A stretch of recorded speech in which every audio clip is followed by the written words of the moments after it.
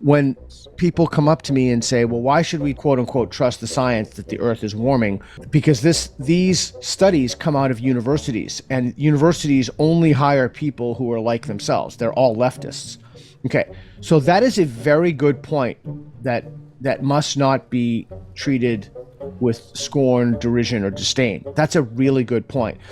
It's not that people don't trust science, although of course there are some fringe people who don't trust science. It's that they don't trust the experts because they think that the experts are either beholden to an elite class, or they're not really experts, or they didn't earn their position, or they're just diversity hires, or that they work as instruments to forward a larger narrative.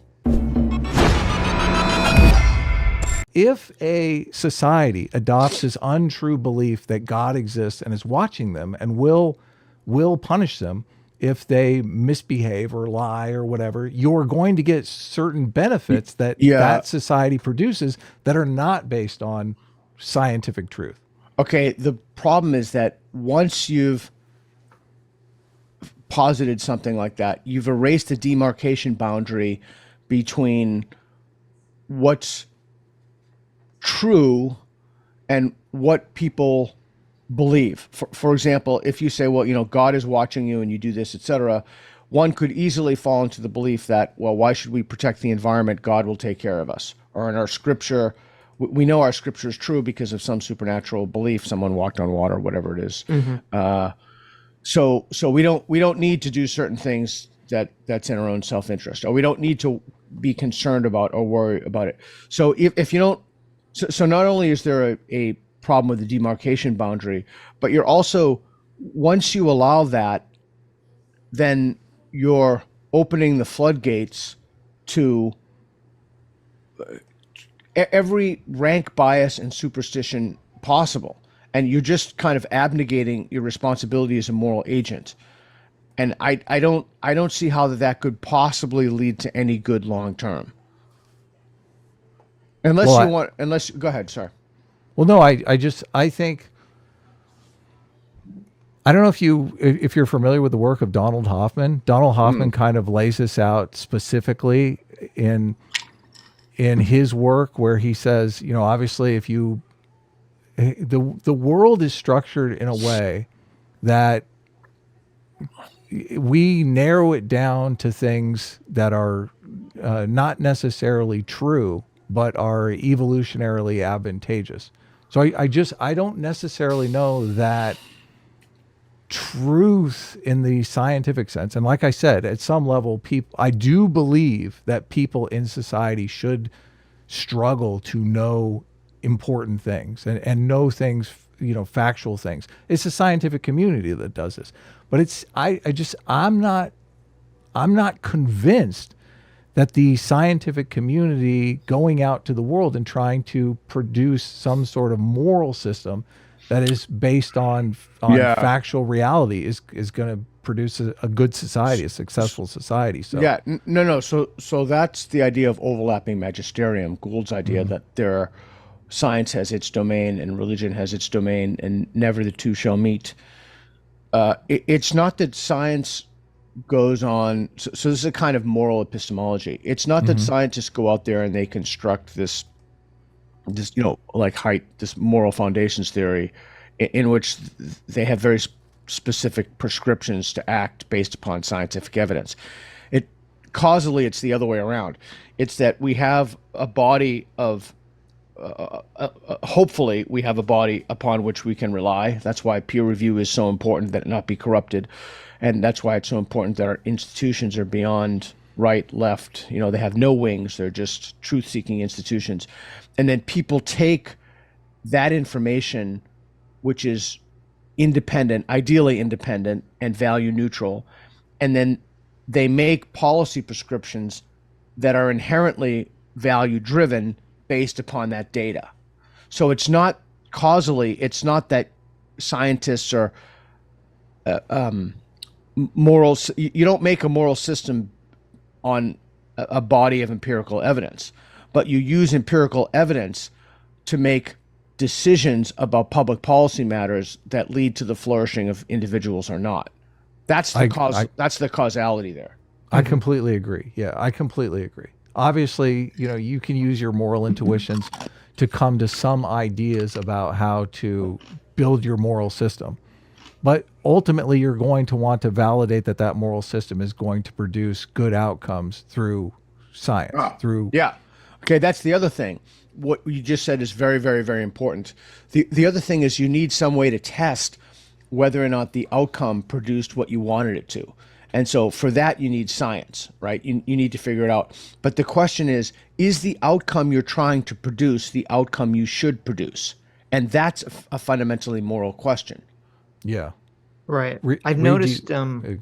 was gonna say, I've noticed that there's this tendency with some people now on the right to do something that I think is very dangerous, where because a lot of our scientific institutions have become captured or infiltrated by wokeness, that they just want to throw science away essentially and go Correct. back to this kind of like pre-science, common sense intuition model. And so, like, I guess what is your response to that argument? Yeah, I'd say that they don't want to throw science away. I think we need to be more precise. They want to expedite the demise of expertise. They don't trust experts, and there's a very good reason they don't trust experts because experts, the whole system has been captured. It's been, and I think it's worth lingering on this if you don't mind for a moment, please, because it directly answers your question. Sure. The system has been captured because people don't get the positions in academia based upon merit.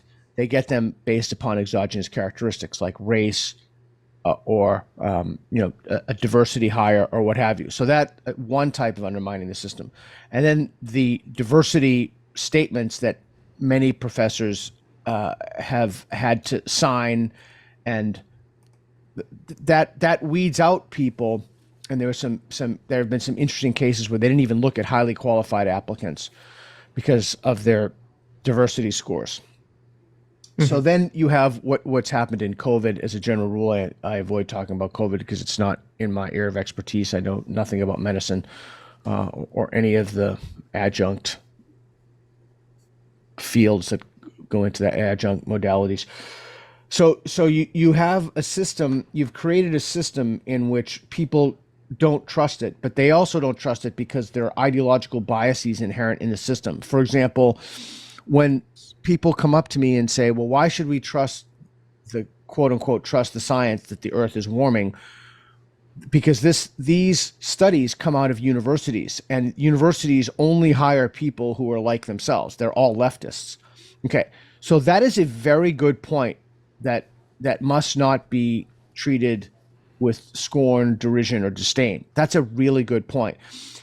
That is an argument for why we need intellectual diversity in our institutions.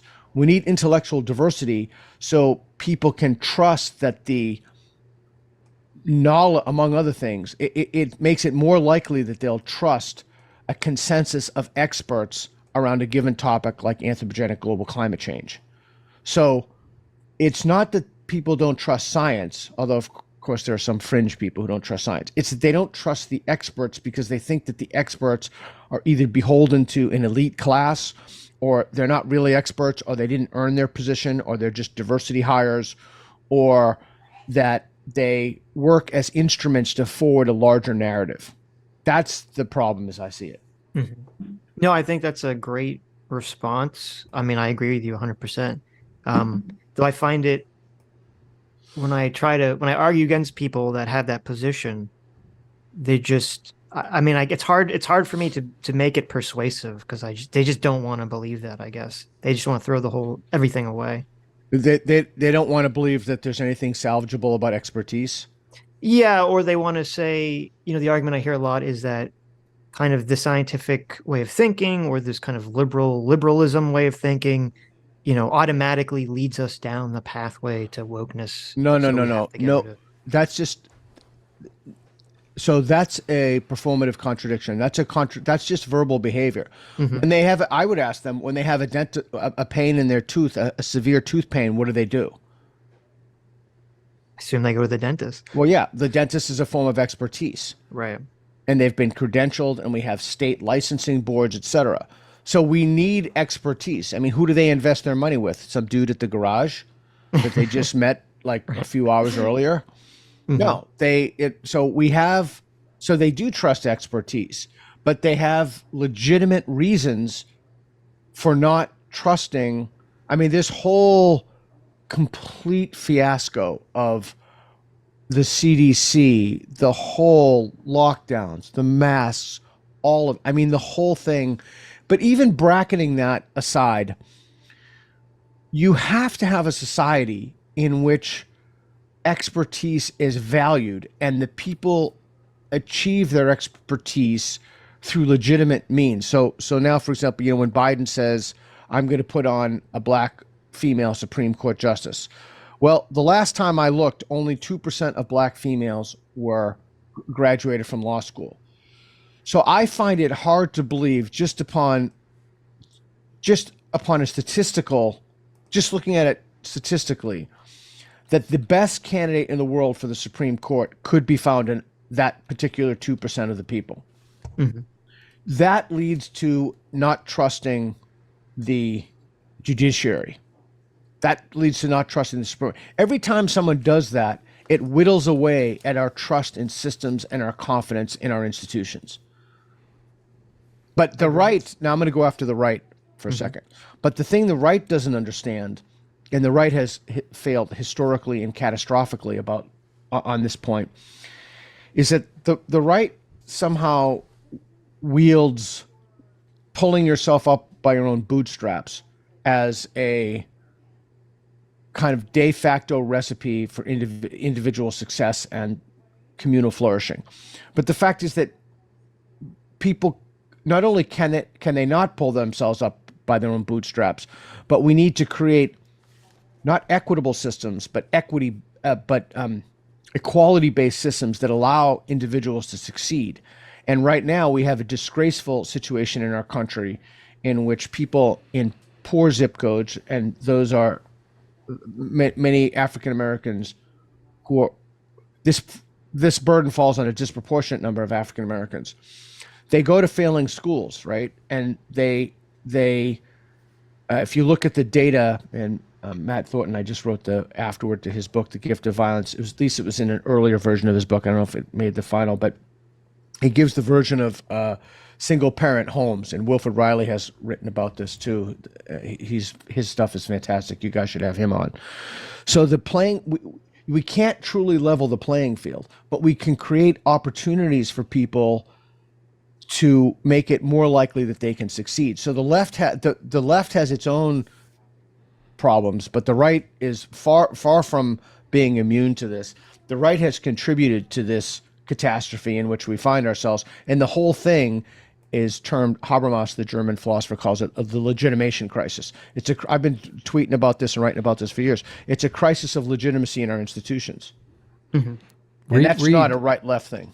Hi, you just listened to a clip from the Sitch and Adams show. If you like what you heard, you can listen to our live show right here on this channel on Sunday, starting at 1 p.m. Pacific, 4 p.m. Eastern. And if you want, you can super chat us. We read $20 and up super chats on the show and then do a follow-up stream on the following Tuesday where we read the rest of the unread super chats and interact with fans of the show. Subscribe to this channel right here to listen to the live show or to listen to more of our awesome clips.